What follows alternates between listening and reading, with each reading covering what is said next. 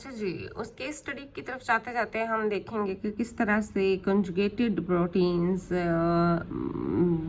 किस तरह से इनका स्ट्रक्चर किस तरह का होता है, कौन कौन से कोफैक्टर्स या मेटल आयंस, कौन से प्रोस्थेटिक ग्रुप होते हैं। Prosthetic groups means the groups other than the main skeleton of that polymer, जिसमें मेटल आयंस भी हैं, कोफैक्टर्स भी हैं, लिपिड्स, कार्बोहाइड्रेट्स भी हो सकते हैं। और हीमोग्लोबिन एक ऐसी एग्जाम्पल है प्रोटीन की, ट्रांसपोर्टर प्रोटीन की या कैरियर प्रोटीन की, जिसमें आयरन या हीम होता है प्रोस्थेटिक ग्रुप। अच्छा जी, there are now we will talk about few of the case studies जिसमें डिजीज़ जो कॉज हो जाती हैं प्रोटीन स्ट्रक्चर की में चेंजेस की वजह से, उसमें से स्पॉन्जिफॉर्म एनसेफेलोपैथी है, बीएसई, और मैड काउ डिजीज़ है seen in cattle and livestock, and Creutzfeldt Jakob disease है, सीजेडी भी कहा जाता है इसे, सीन इन ह्यूमंस। और ये प्रोटीन के डिसफंक्शन की वजह से होती हैं।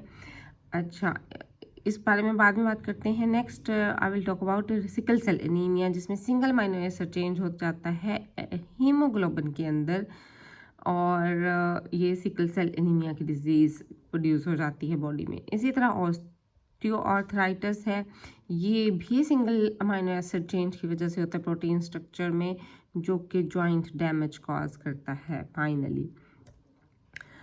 अच्छा जी, last time we talked about denaturation of protein. Now let's talk about any of the irregularity or abnormality in any of the protein, and here you can see prion misfolding. Prion misfolding is kind of a conversion in which normal prion is converted into an abnormal prion, and this is the functional one and this is useless or diseased one.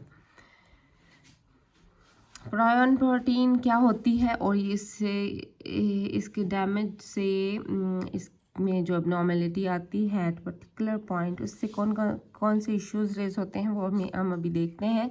Actually क्या होता है कि जो प्रायन protein PRP उसे लिख रहे हैं, this is alpha helical protease, alpha helical, you know, this is alpha helical, and this is protease sensitive protein.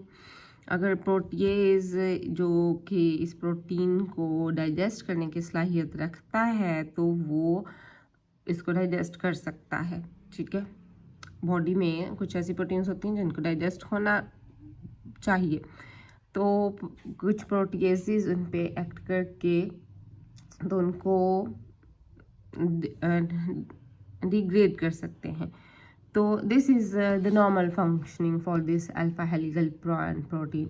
लेकिन अगर ये इसमें तो चेंजेस आ जाए, म्यूटेशन आ जाए, तो ये PRPRES नज़र आ रहा है आपको कि ये प्रोटीएज सेंसिटिव नहीं रहेगा, ये प्रोटीएज रेजिस्टेंट बन जाएगा, और अगर वहाँ प्रोटीएज मौजूद भी होगा तो प्रोटीएज इसको डिग्रेड नहीं कर सकता इस प्रोटीन को, और ये बॉडी में एज सच ही मौजूद रहेगी, और इसकी वजह से डिफरेंट डिजीज़ कॉज करती है बॉडी में।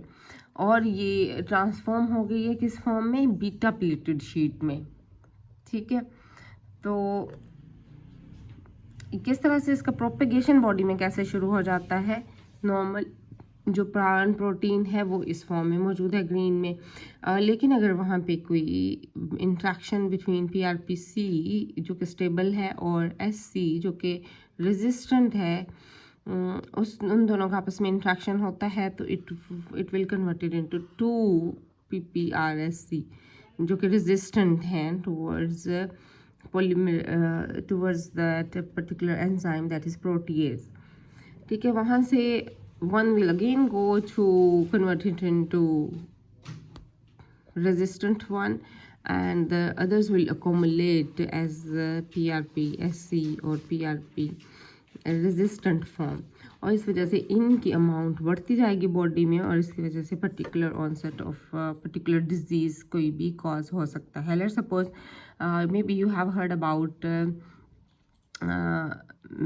लाइक यूरिनरी ट्रैक्ट में आप कुछ पेशेंट्स के प्रोटीन एक्सक्रीशन होने लग जाती है। अगर तो प्रोटीन की ज़्यादा एक्सक्रीशन होने लग जाए तो ये सीरियस डिजीज़ हो जाती है।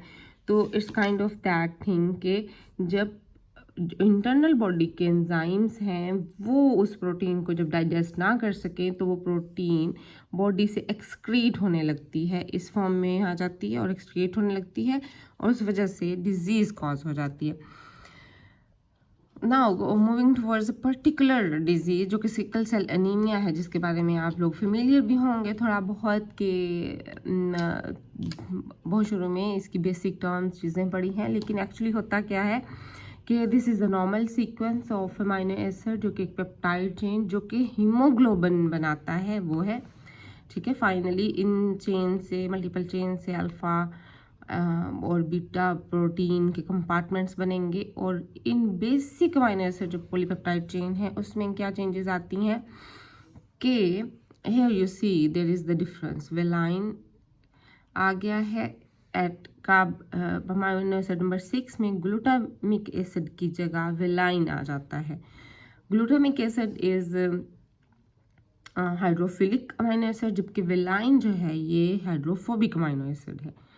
सिर्फ इस जगह पे अमाइनो एसिड एक अमाइनो एसिड की चेंज होने की वजह से नॉर्मल ब्लड सेल्स जो कि primary structure of normal haemoglobin की वजह से बने हुए हैं तो ये सिकल शेप्ड स्ट्रक्चर बना देते हैं, जिसकी वजह से बॉडी में ब्लड जो है, ब्लड के अंदर हीमोग्लोबिन है, that's now not available to that's now not able to carry oxygen within the body. होता क्या है एक्चुअली कि म्यूटेशन किस तरह से होती है, मिस सेंस म्यूटेशन वहाँ पे क्रिएट हो जाती है। तो रेड ब्लड सेल एक्चुअली इस फॉर्म में मौजूद है और हीमोग्लोबिन मॉलिक्यूल इस तरह से है। ये एक पेप्टाइड का पूरा स्ट्रक्चर है, अल्फा हेलिक्स और बीटा शीट से मिलकर बना हुआ। ये कोर है, ये कोर है and they are combined joined together in a very stable form to function properly.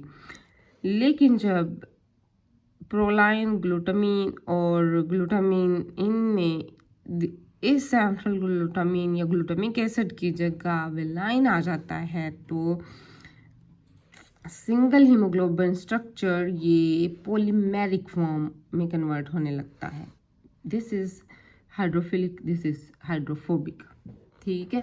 तो इस वजह से ये एक सिकल शेप और रॉड शेप से स्ट्रक्चर बनने लग जाते हैं और वहाँ पे फाइनली इनकी वजह से ये जो प्रोटीन है, प्रोटीन की वजह से जो फर्दर वहाँ पे यूरासिल और एटी ये मिस सेंस म्यूटेशन वहाँ पे क्रिएट होने लग जाती है जो फाइनली जीन्स में तक चली जाती है और फर्दर इन हेरिडिटरी मटीरियल और उस सारे में इन्वॉल्व होके पूरी फैमिली को डिस्टर्ब करती है ये डिजीज़।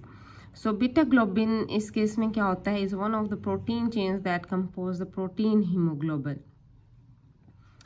बीटा ग्लोबिन में ये म्यूटेशन आती है। Haemoglobin is a protein in red